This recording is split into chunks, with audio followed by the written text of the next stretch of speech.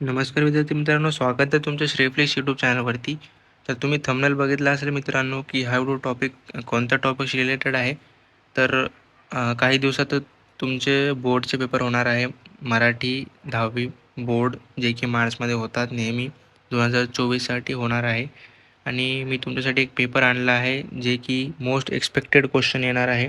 आणि मेन म्हणजे हा पेपर आहे 2000 अलेन इन्स्टिट्यूटचा, जो की फॉ फाउंडेशन क्लासेस प्रोव्हाइड करतो. तुम्ही इथे बघू शकता अलेन करियर इन्स्टिट्यूट. तर मी हे पेपर तुम्हाला इल्लिगली शेअर करतो आहे. तर तुम्हाला ह्याच्यातून येऊ शकतात 99% 100% ह्याच्यातून येऊ शकतात.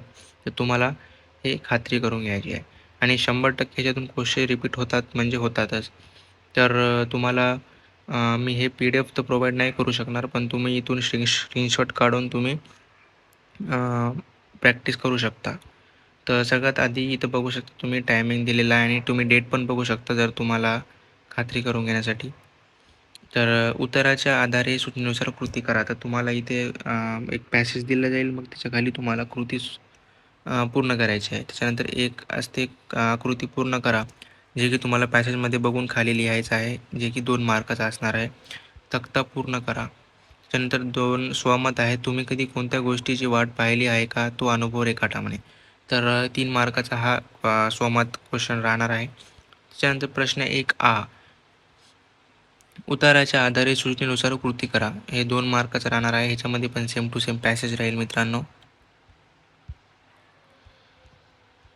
त्याच्यानंतर राहील आकृती पूर्ण करा. एक आकृती पूर्ण करा. उत्तरामध्ये जे दिलेलं आहे ते तुम्हाला खाली लिहायचं आहे. त्याच्यानंतर 2 योग्य पर्याय निवडून वाक्य पूर्ण करा. झाडाच्या पानाच्या गाभ्यातून वाढलेल्या नारळाच्या लंगराच्या वर. तर तुम्हाला ह्याचं जे असेल ते वरी बघून लिहायचं आहे. ते तुम्ही निवांतपणे वरचं वाचून घ्यायचं तुम्हाला आधी, आणि इझिली क्वेश्चन सॉल्व्ह होऊन जाईल. त्याच्यानंतर प्रचंड नारळाचे हे ते तुम्हाला fill in the blanks fill करायचं आहे. खाली स्वमत. आणि त्याच्यानंतर प्रश्न 1 पुढील उत्तरा वाचा आणि दिलेल्या सूचनेनुसार कृती करा. हे पण सेम तसंच असणार आहे. त्याच्यानंतर आकृती पूर्ण करा. वरून खाली लिहायचं आहे. ह्याच्यात नवीन ॲड होणार व्याकरण. पुढील शब्द जात ओळखा. तर इथे लिहिलेलं आहे, तुम्ही बघू शकता. त्याच्यानंतर तिसरं आहे सूचनेनुसार कृती सोडवा. सूचनेनुसार सोडवा. तर एक हे असणार आहे. तर पण नेक्स्ट बघू. त्याच्यानंतर प्रश्न 2 खालील कवितेच्या आधारे दिलेल्या सूचनेनुसार कृती करा.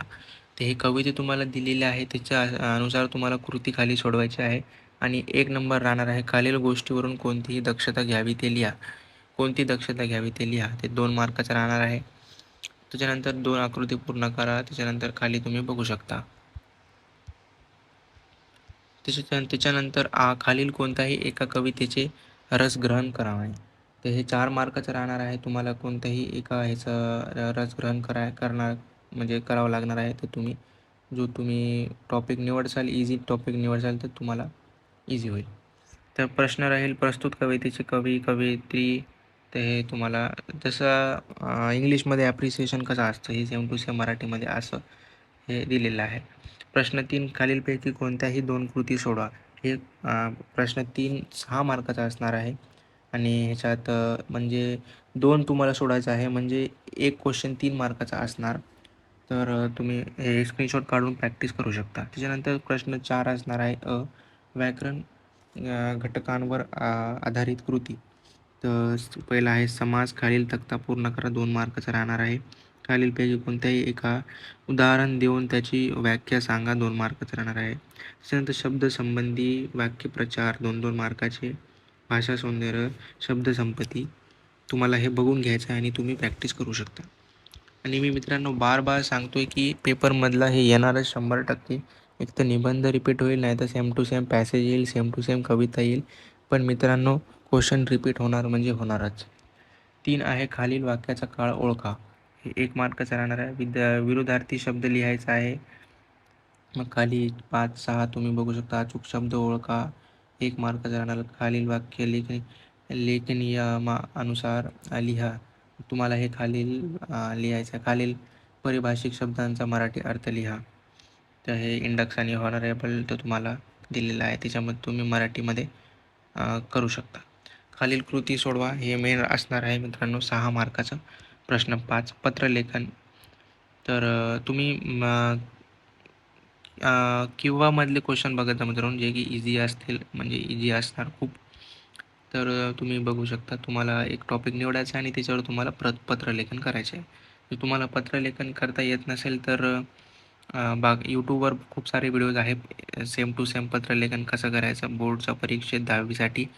तर ते जर व्हिडिओ तुम्ही बघून घेसाल तर तुम्हाला इझिली 6चे 6 मार्क भेटून जाईल पत्रलेखनमध्ये. त्यानंतर खालीलपैकी कोणतीही कृती सोडवा 10 मार्काचा असणार आहे. खालील मुद्द्यांवर आधारित कथा लिहा. तर तुमच्या शब्दात तुम्हाला कथा लिहायची आहे. मुद्दा दिलेला असतो तुम्हाला, मग ते तुमच्या शब्दात तुम्हाला कथा पूर्ण करायची असते.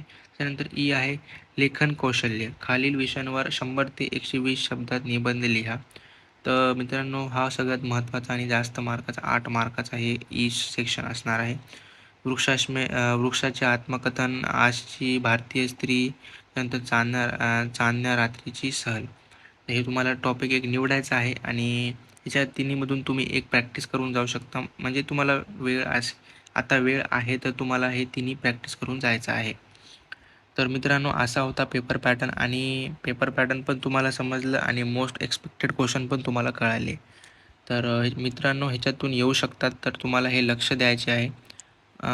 तर तुम्ही आय होप तुम्ही स्क्रीनशॉट काढला असेल आणि प्रॅक्टिस सुरू करून टाकसाल. तर तुम्हाला नेक्स्ट सब्जेक्टचं पाहिजे तर तुम्हाला कमेंट करू शकता. मी लवकरच व्हिडिओ आणेन. आणि तर मित्रांनो, चॅनलवर नवीन असाल तर सबस्क्राईब करून टाका आणि बेल आयकॉनला प्रेस करा, कारण तुम्हाला जेव्हा नेक्स्ट व्हिडिओ येईल सब्जेक्टचा तुम्हाला कळून जाईल. So guys, thank you.